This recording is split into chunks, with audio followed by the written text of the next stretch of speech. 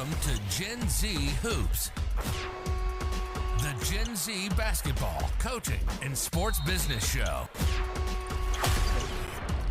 What's going on, guys? Welcome back to another episode of the Gen Z Hoops podcast. Today, I'm joined by the Westminster School men's basketball head coach, Coach David Pringle. Coach Pringle, thank you so much for giving me this opportunity. Welcome to the show. Thank you for having me. It's a pleasure.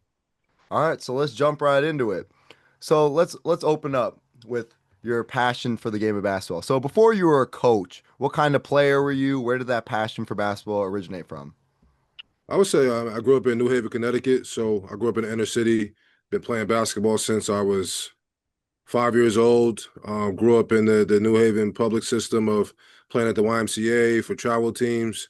A lot of the skills just kind of came from playing outside on the court. Played against a lot of older guys. New Haven's known for like a lot of good basketball players. So for me, I just played always up and played in tournaments and things like that. But I always wanted to challenge myself. So just playing against the best competition locally. And we had some really good high schools back then. So there was a lot of D1 guys on a lot of different teams. And for me, it was just about, just playing and working on my craft. And I also play football too. So that's kind of where I got my toughness from and like where I grew up and the tough neighborhood I was in. So that kind of helped me become the player that I was. And I just worked really hard at it. I studied and things like that. So that's where the passion came from. So like growing up, did you have like a favorite player, anyone that you really looked up to? It could be at like the college level or NBA level that who you really wanted to model your game after. I mean, this is going to sound a little cliche, but I mean, Michael Jordan is definitely like my favorite player. I think he's the best player of all time. Outside of him, I like people like Jamal Crawford. I like guys that were taller that could dribble the ball and shoot. Because I was 6'4", I was pretty tall early growing up, so I always wanted to be able to dribble and shoot, and that's something I really worked on. This is kind of an old school one, but Ali Mo from N1, he was like always taller and he had like crazy handle. He could shoot, had good vision and stuff like that. So I just liked those type of players. And for me, that's kind of who I model my game after, people like that. Did you ever go rock the N1 headband, the N1 baggy shorts and stuff Yeah, like that? that's crazy. Yeah, back in the day, and especially in the 2000s, that was big, right? So I used to have every volume of the N1 stuff, and used to wear the headbands in high school on the wristbands and stuff like that. So my first AAU team I ever played on, we had N1 uniforms. Back in the day, N1 definitely during my time was a big influence on the game, like especially for street basketball. Do you know if they're like out of business or anything like that? Like I haven't seen any of that merch on lately. I think that merch is done. You might be able to find some stuff on eBay or something, but yeah, it's definitely I think done. But it had a nice little run for sure. So, what part of your own playing days like still shows up in your coaching style today?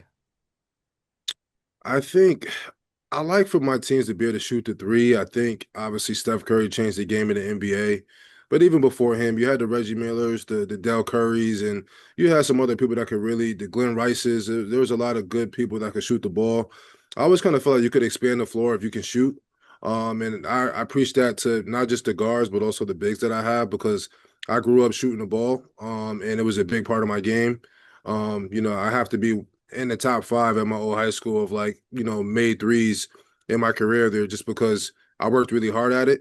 So, when people come at you and, you put the ball on the floor, if you can shoot, they got to respect it. So that means when they run you off the line, you can make other things happen for other people like your bigs or your forwards and things like that. So it was just something that was essential. And I think every young kid should know how to do it. You left a big guy, you left a big name off that list. Mahmoud Abdul Rauf. You mentioned Oh, like wow. Michael Nah, that's a Jordan. throwback. Nah, he was nasty. He was nice for sure. You left him off the list. You Steph Curry before Steph Curry. Every Mm-hmm. shooter knows that. Nah, you're right. You're right. Definitely Not the, forgot about not the him. kids nowadays though. I know. I talk to my like trainers about that all the time. Yeah. But when did you realize that your impact in basketball is going to come from the sidelines? Like when did you want to get into coaching?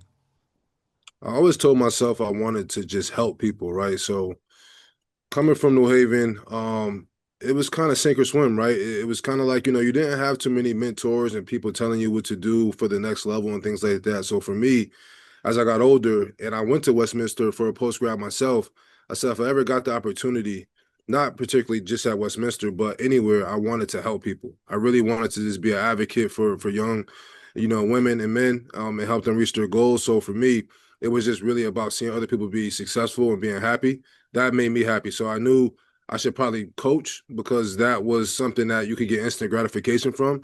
And without it being about you, it was always about me growing up and through high school, through college, and then when I got older, I realized that I want to give that back to somebody else. So that's just kind of what I did. So let's talk about what did that feel like going back and coaching at your alma mater? Can you take me through that process, like how that came about?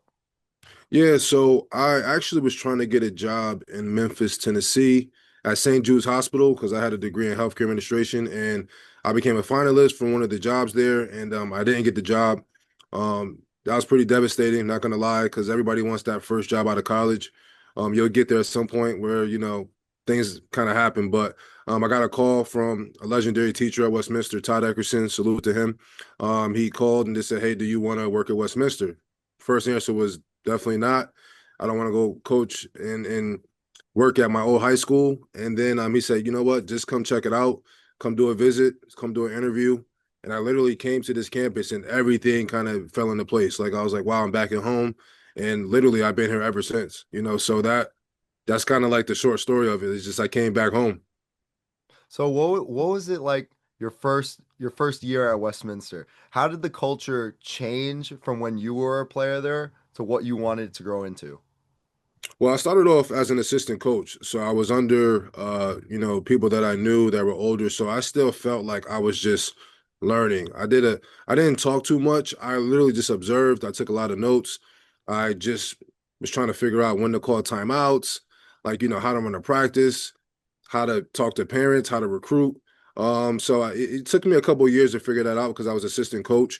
And then once I saw the impact that the kids had at the end of the year, whenever kids were either graduate or the end of the basketball season, to see how important it was to people and their families, like just the sport of basketball, and then the basic way you treat people, was something I was like, you know what, I could definitely do this. And you just got to have high character and treat people with respect while teaching them the game and holding them accountable, and that could go a long way. So that's what I noticed early, and I kind of molded everything to that based off what I went through as a post grad. I had a great experience. So I've heard a lot of different first recruiting pitch stories from like first year coaches and like even legendary coaches who look back on their first ever like go about in the recruiting process. Do you recall at all like your first recruiting pitch was like as an assistant coach during your first year?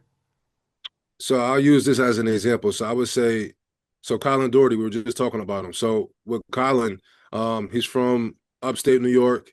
I'm a young coach here, and it was back in the day. It's like you'll just see like a video, and I just text him. I was just like, I saw a video. I was like, this kid looks really good. He was really skinny, scrawny. Like I didn't know if he was strong enough. But I saw something in him. Like again, back to the shooting piece. Like he could really shoot the ball and he had a little handle with him. He has some, had that Peyton Pritchard in him a little bit. And I'm watching him, I'm like, all right, I'm hoping to get this guy to campus. And then when I met him and his mom, Tracy, and his dad, oh man, like I just really put my whole self out there. I was just like, you know what, like I could help change your life. I didn't really have a game plan in the beginning. I said, you know what, that was the first kid that I had to work really hard for to get him to where he wanted to be. And I didn't have not nearly the D1 connections I have now, but he believed in me. He believed in the program for a post grad year. And we got him to Hobart and the rest is history, but he was a dog for me. And it was really just about being my authentic self. I'm gonna help you, I'm gonna push you, I'm gonna promote you. This is before like, a lot of Twitter and Instagram and stuff like that. So this is just straight up emailing coaches, cold calling coaches and things like that. And Coach Steph was actually an assistant at Yeah. Hobart, at the time, so just kind of history in the making. And Colin was just a great example of that. Colin, second all time leading scorer in Hobart basketball history. They always like tell stories about him in the gym, like after practice. Like Coach P, he would always be like, "Yeah, he would stay after run 17s after practice, and then he would get a full workout in right after practice, and that's why he plays professional right now." But what was it like that season with Colin? Like, how was his development during his post grad year? Yeah, I think the biggest thing for Colin was just playing against tougher competition. I'm not saying back at home where he was from, he didn't see that, but I think, he had a coach that was like pushing him to like try new things and pushing him as a defender, like, pushing him to work harder in the weight room. Because we only had 1 year. So it's tough when you come as a postgrad to these schools because once you get settled in, you literally graduate, and I went through it myself. So for me with Colin, it was just about like his mind, like just getting his mind used to working hard every single time. I remember times where he wouldn't shoot the ball well. We'll stay after games. Like I'll be in a suit and tie. I'll just put my sneakers on and we'll be like getting reps just because like he cared about the game so much and he was such a perfectionist that he just always wanted to get working. He always wanted to just give his all to it because he felt like he was always leaving something out.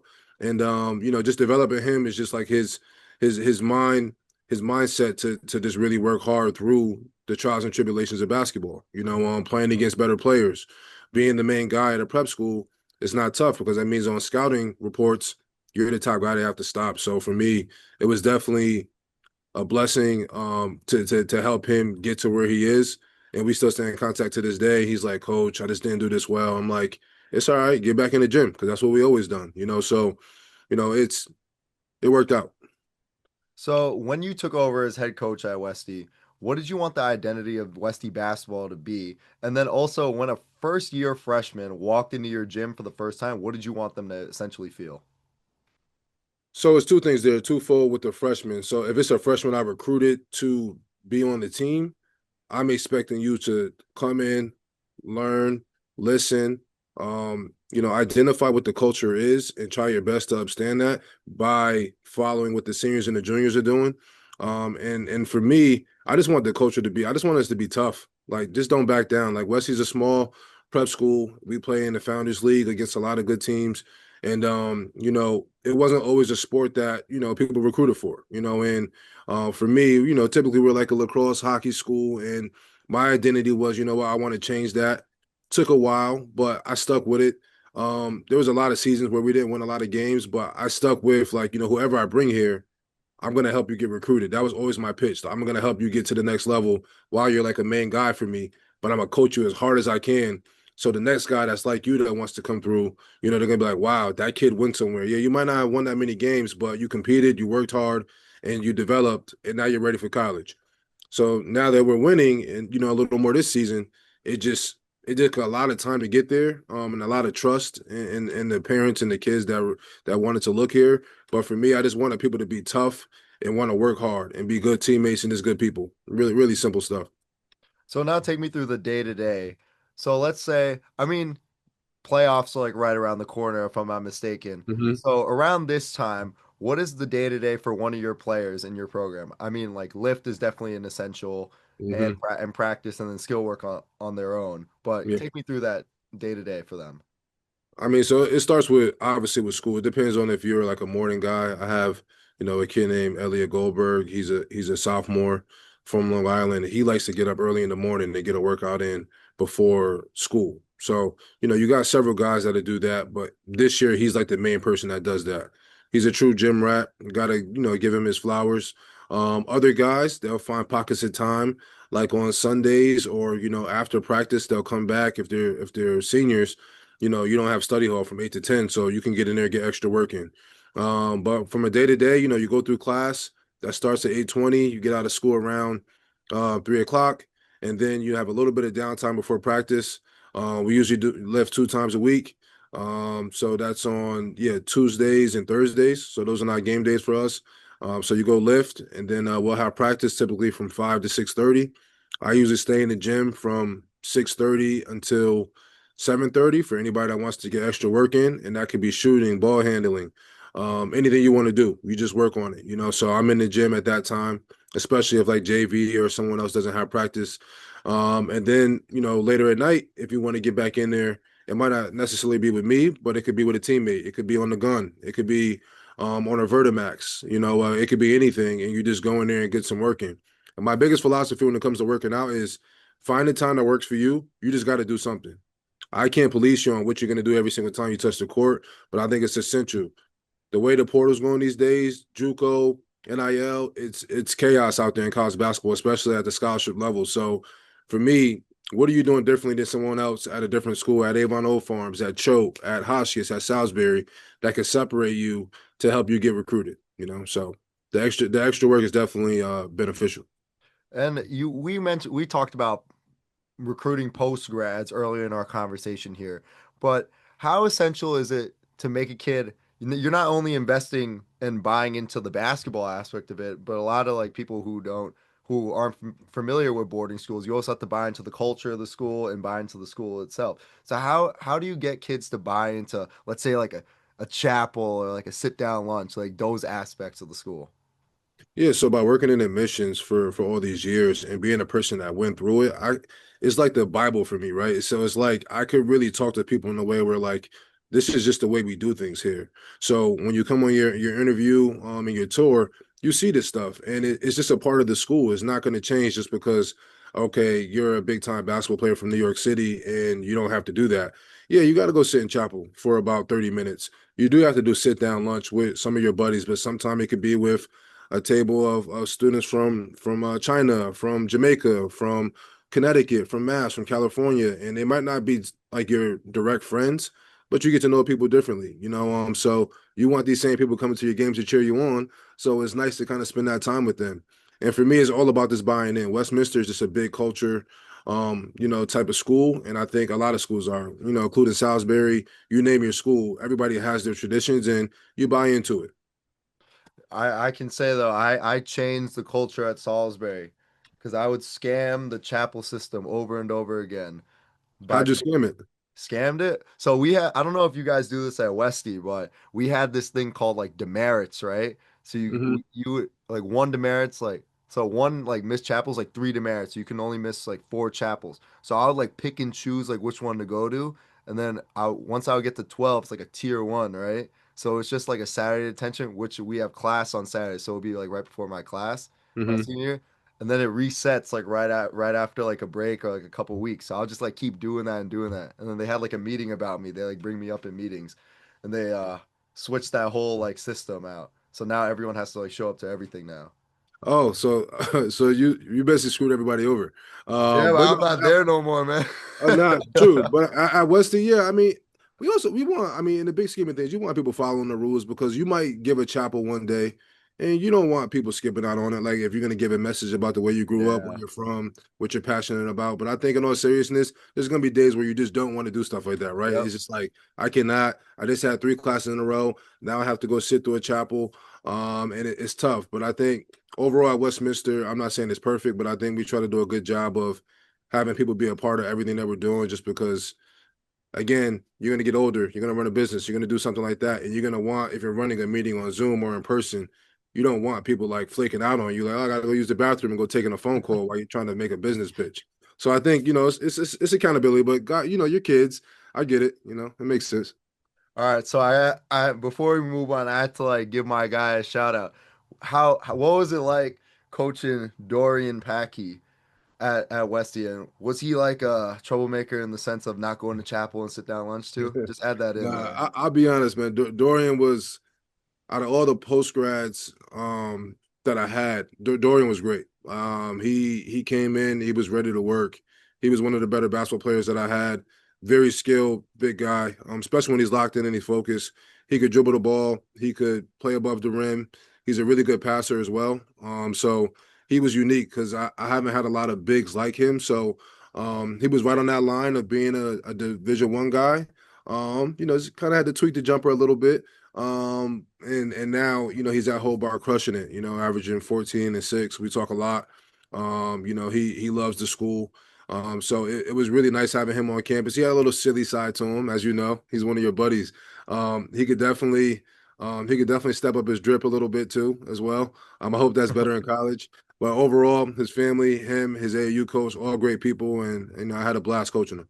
No, I'm not even gonna lie. Like I was getting on him a little yesterday. Like he was in like a whole like essentials fit with like the Uggs. He had some nice like socks on with usually goes like no socks. I was like, Yeah, man, not you're true. like That's true. dropping like 20 something points, close to 30 points in the game this year. All of a sudden you want to like step up a drip, like you know what I mean? He wants to act a little Yeah, different, that's you true. know? He was trying to say, no, man, I've been like this. I've been Yeah, like that's this. definitely he's He definitely hasn't been lying like for that. He sure. wasn't like that though. But moving on, let's focus. Let's talk a bit more about the player development aspect at Westminster. So Sure. not everyone who comes into these schools is looking is like trying is a college basketball player from day one. How do you instill confidence and build a kid's confidence who is very talented but doesn't believe in himself as yet? I think the biggest piece is like you got to spend time with these kids one on one. Like I think sometimes the kids that are really good in basketball but they lack confidence is because they don't want to make mistakes in front of their teammates or their friends, right? So I think you got to spend that one on one time in the gym. Most importantly, you got to spend time outside the gym. Sometimes the best things is just to kind of sit on the bench after a workout. Hey man, what's going on? Like how's school? How'd you doing the SAT? How'd you doing this class? Like, how's your family? And then kids slowly but surely start talking about things like, you know what, I'm homesick, or like, my grandma's not feeling well and it's been on me, I haven't told anyone. Another thing could be, hey, like, my roommate, we're just not really clicking. So it's tough every time I go back to my room after a long day, that's not the best thing, or this teacher's like always on me about something, so it could be not even considering basketball all the time. It could be just like personal things too that kids just need to talk about. But for me, it's really just about getting people to believe in themselves by what do you really want to work on, right? So if you want to be a really good shooter, how much are you working on it? What are your mechanics? Like, are you doing all the small things to put yourself in the best position? Because you can't say you want to be good at something and you don't work at it at all. That's just impossible. We got YouTube, we got all these other outlets where you could just find so much information on how to do things. And, for me, you got to put the time in and work, and you got to watch college basketball. I think that's one of the biggest things. Like, not just watching yourself on film, but like watch college, and not just like Duke versus UNC, but like watch Colgate versus Army, like watch, Hobart versus Rochester, whatever it is. Like, and just like look at your position, look at how people are moving, like, look at how people respond to coaches, like, just really try to pay attention to the game and the nuance of it, and you could get better just by understanding what's going on. That's half the battle, outside of just talent. So, that's what I do to try to pick guys up. I do think a lot of people nowadays they don't really like watch the game. I know a lot of us were having this conversation in the locker room the other day, me and a couple of the other guys. A lot of people watch the highlights instead of like actually watching the game because there's so many actions like how a guy comes off a screen, how someone guards a screen, you know what I mean? Different like ball screen coverages, different off ball screen coverages that go on in like a college basketball game especially. And I feel like watching highlights, like you really don't get to see like all those missed plays and missed actions within a game. And that also like translates to when you go out there and actually play on the floor. You're like, oh my God, like let's say how Kansas guards the ball. Oh, Darren Peterson did Hmm. this to get when a screen was set on him. You know what I mean? And Yep. it's like you can pick up on things and apply it on the court when you're out there. Agreed. So, you've definitely had kids come into your office and say, "Hey, coach, like I want to be a D1 player." But as you know, like not everyone's like a Division 1 player. So how do you navigate having those tough conversations with your players?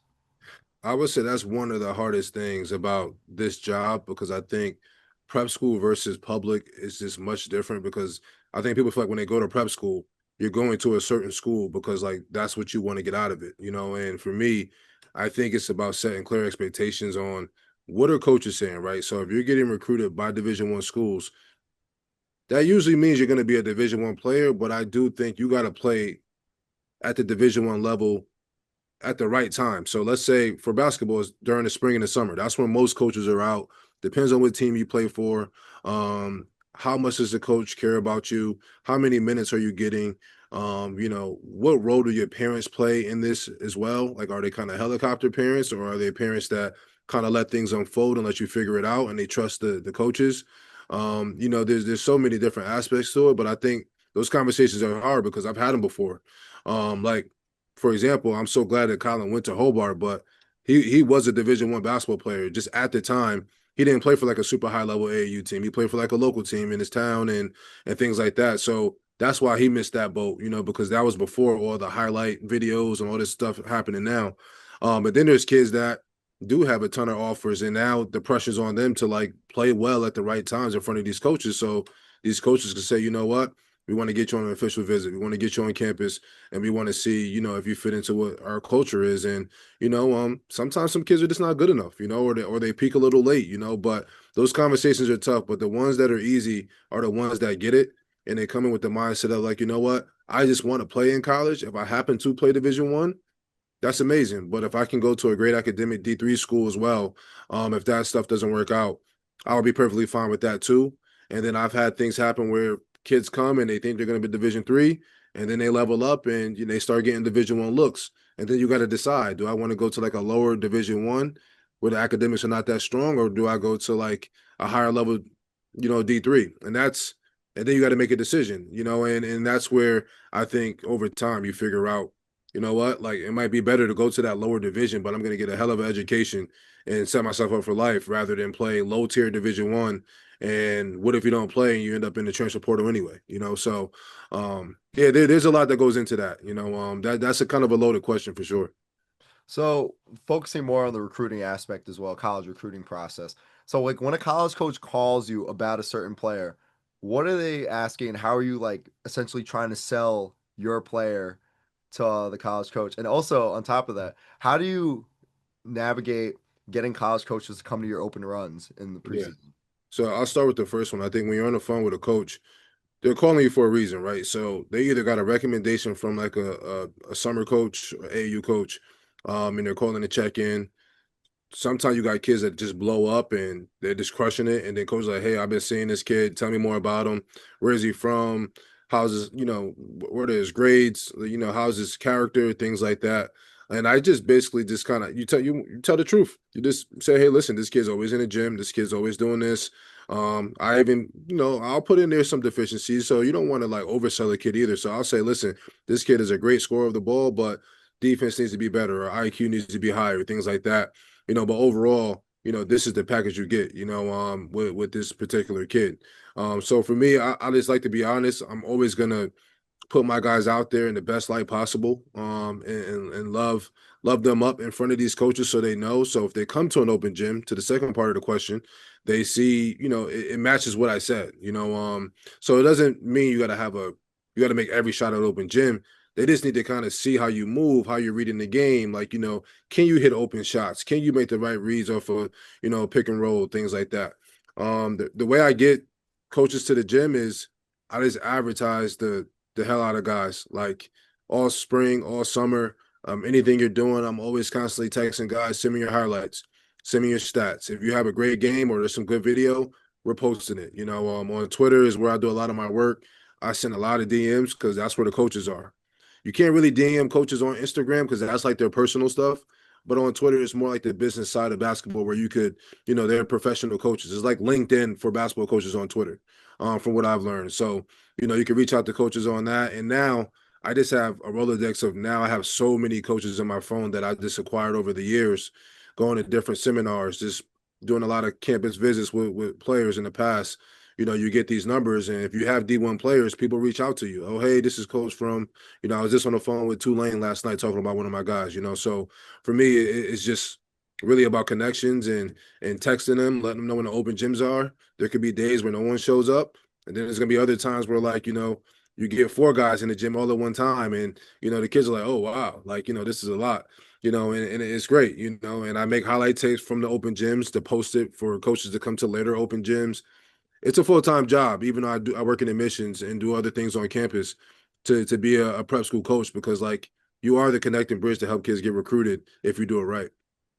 So let's talk about the leadership and culture in today's game. So with rankings, social media highlights being such a big impact on my generation, how do you keep kids focused on their development and not just focusing on chasing clout and chasing that sort of hype?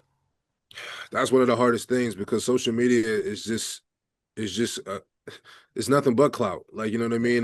It's everybody wants to see themselves in a video, in a ranking, with an offer. And that's not going to stop anytime soon.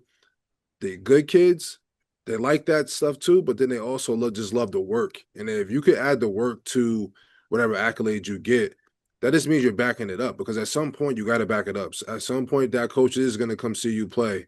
And if you don't look like you're doing the highlights, or you miss a shot and you don't want to get back on defense, or you're yelling at your teammate about not passing the ball, if you're not making the right pass or somebody's clearly open in the corner when you drive, instead of going into three people, you kick it out for that wide open three. It's coaches pick up on that. They really do. And if they see you more than once and your tendencies don't change and they keep saying the same thing about you, it's going to be hard to get recruited just because they're going to feel like you're not developing. I take that very personal, especially if it's one of my guys that's going through that, because then it kind of trickles to you a little bit on, like, are you getting this guy prepared? And there's a lot of factors, right? It's the kid's work ethic. It's maybe outside noise. It could be stuff from home. It could be handlers from different AAU teams telling them to do certain things. So when you get that kid that understands, they're like, yes, coach, I'll do whatever you tell me to do, and they have their own work ethic, and they come from a family where the family trusts what you're doing as a coach, it's really a blessing in disguise, man. It's really, those are the kids you see really ascend for sure when they trust the process. So now take me through this season heading into playoffs at Westy. What's this team's identity? What's this team about? How are you guys doing? And what's your outlook heading into playoffs? I feel like this has been one of my better years. I've had the last couple of years, I've had some high level guys that have been ranked in like 24/7 sports and things like that. And worked with, some high level AAU programs. But I think right now I got the right collection of players. I just you have to have a point guard in this league. And I got a really good one right now. He's been playing at a high level, Julian Wiggins out of the Bronx. And then I got a big guy who's gonna go play at Alcorn State University next year down in Mississippi, D1, Ethan Griffin from Connecticut, who is just a stud. He had a big time summer with, New York versus New York. He played with Riverside Hawks on the UA circuit. He just crushed it. He's an animal. I got Sonny Bachelor, who's a 2027 6'6" wing, just super gifted. Guy has a lot of potential, has a bunch of offers, has a lot going for him. So I just got some really good pieces, and they're just working hard together. And going into the playoffs, it's really just about defense, rebounding, and making shots when you need to. Like, I'm a real simple guy.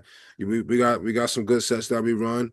We try to push in transition, but for me, it's really just about the defense, man. If you get stops, we get steals, we get easy buckets, and then you start to add in a couple threes here and there. You get a couple big dunks. Teams got to call timeouts. That we're just trying to wear people down. We're not super deep. But we definitely have enough pieces, I think, to really make a deep run. So I'm excited because we haven't had this in a while, to be frank. But I'm just glad we're in this moment to maybe chase a championship. So my last and final question. So when you look down the line in the future, what do you hope former Westminster players say about playing for you, and also focusing on more on your career? What are your future aspirations for your career? So the first piece, I just want people to feel like they were loved, because I think if somebody feels like you care about them, they're gonna give you everything they got. It could be those times late in the season where, like, I really don't feel like working out. I want to go for here it's called the Stud, where you can go get food. I want to go get those chicken tenders and a quick milkshake, and I really don't want to go to the gym. But you sacrifice that time to go do that. So when we're playing in the first round of the playoffs on the road, and you got to hit those free throws, you put that work in. The noise is going to be crazy in the gym. You got fans cheering. It's going to be crazy stuff going on. And can you knock down those free throws when it matters most? The playoffs comes down to the smallest things. It's not, sometimes I guess the games can get away from each other, but for the most part, they're going to be close, competitive, and it comes down who can execute late in games. That's basketball 1-on-1. So that's what I want people to remember, is just they were loved, they were cared for, and that, I helped them try to reach their dreams and their goals. And it might not be perfect. It might not always work out how they want, but they can never say that I didn't put the work in, because that's one thing I'm always going to do. I'm still learning as a coach, X and O's and stuff like that. But I put a lot of time into the game, and I just hope it pays off.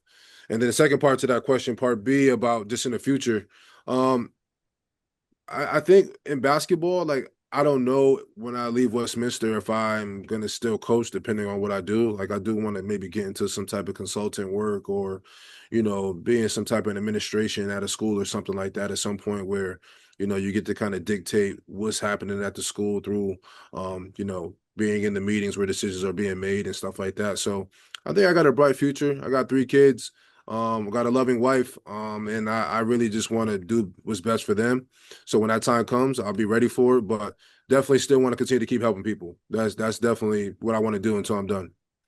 Well, Coach Pringle, thank you so much for giving this opportunity today, and good luck with the rest of your season. I appreciate you, man. This is great. Shout out to Dorian and Colin, Westy alums that went to Hobart. And I wish these guys the best moving forward in the future. Thanks for listening to Gen Z Hoops. Make sure to follow, like, and subscribe on Instagram, LinkedIn, and all major social media platforms at Gen Z Hoops. You can tune in and subscribe on Apple Podcasts, Spotify, YouTube, and every other podcast platform on the planet. Get ready for the next episode.